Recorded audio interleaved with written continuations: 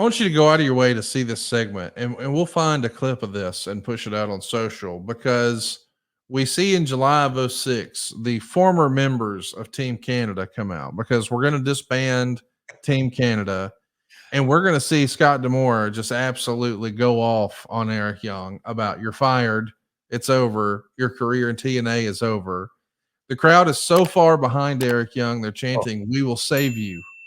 And then finally, it feels like it's over, but no. Eric Young's down to his underwear, grabs his microphone.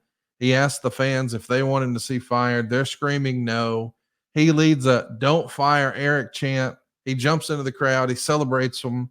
I mean, this is as homegrown and organic and grassroots and white meat baby face and oh. underdog. I mean, it checks every box, doesn't it? And Demore playing the tyrant, oh, just crotchety Canadian. I'm going to stick it up your, I mean, just, A you know, heel coach, a heel father figure. a father figure. That's it. Not only a coach, but a heel father figure that is just berating his nice kid. And Bobby Roode, in this particular segment, Bobby Roode was going to go on to bigger and brighter things, and he looked like $1,000,000.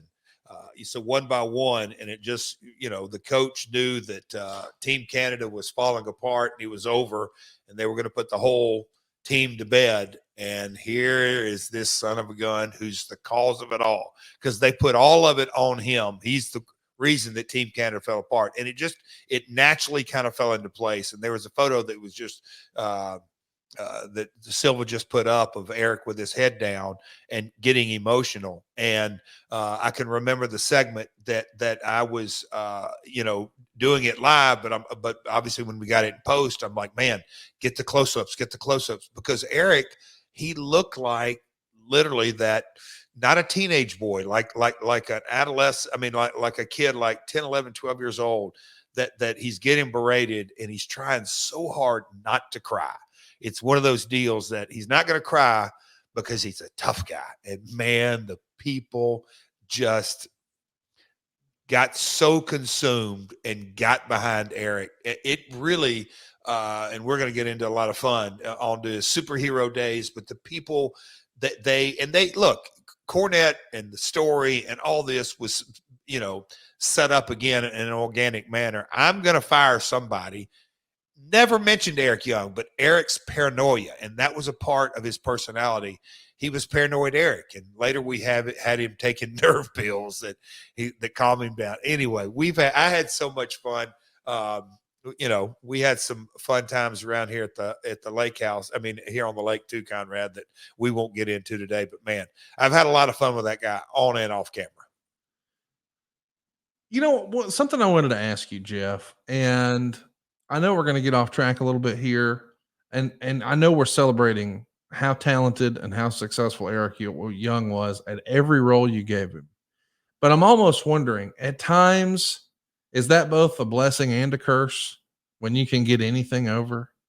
Because I do feel like there's certain talent that can only work when they're presented a certain way. So because they don't veer off and and take chances, when you're writing a story, when you're producing a story and putting together a show, you sort of know where that piece fits.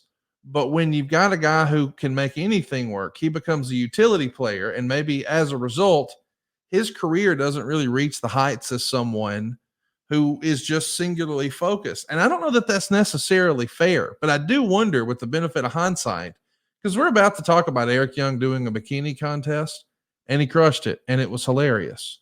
But with all due respect, we wouldn't try that with a Samoa Joe. It wouldn't fit for him. It wouldn't work for him. And so as a result, Samoa Joe gets more of those main event opportunities and maybe bigger paydays and certainly, more gravitas with fans and things like that. Like, I know that exists, but I don't think it gets talked about enough. And in a weird way, Eric Young can probably be lumped into that category, right? Oh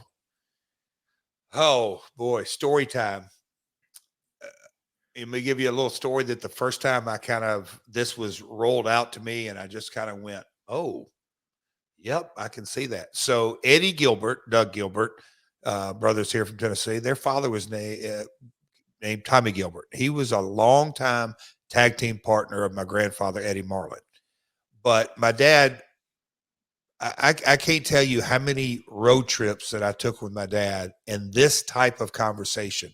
My dad would always kind of use Tommy as there's nowhere on the card that Tommy couldn't be used. Opening match, main event, single, tag, heel, babyface. One time, Handsome Jimmy Valiant was riding in the car, and my dad, I'm driving, of course. My dad sitting in the passenger seat, Handsome Jimmy in the back, and my dad in his chewing tobacco, got his glasses on, look back at Jimmy and tongue in cheek. Jimmy, we never had that problem with you. But the truth was, you either put Handsome Jimmy Valiant in the main event as a baby face or a heel, or you didn't have him on the card. It was just kind of that simple. And look, I'm sure he worked his way up or early days, but no, that I do think that it is I can't say it's a curse because it gives you so much longevity. It's like you can't start a promotion and say, "Oh, this guy does too many things good. I don't want him." So there is security in that you're going to get work and you're going to have longevity. The downside is kind of what you're alluding to, that sometimes to create the best possible show and the top of your card, and this is the conversation I had with Eric. Okay, the top of the card's full.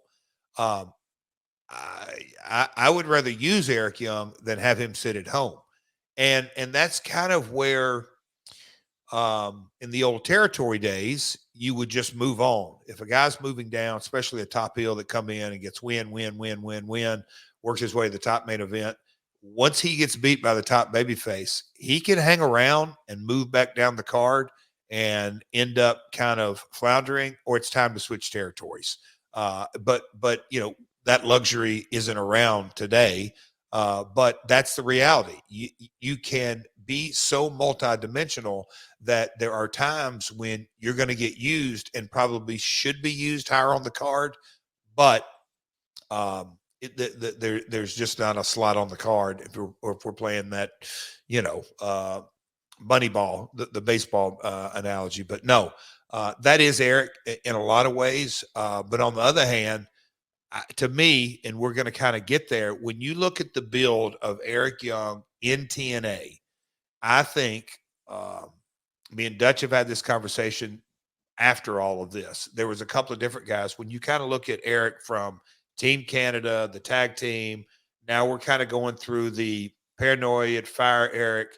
Once we kind of get up to main event Eric, there was so much equity built in the character. The TNA audience, Eric was as big a role in the baby faces against main event Mafia than he was equal to AJ.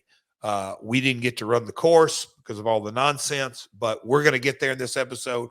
But as far as being multi-talented, multi-dimensional, it can work against you, but it certainly keeps guys working.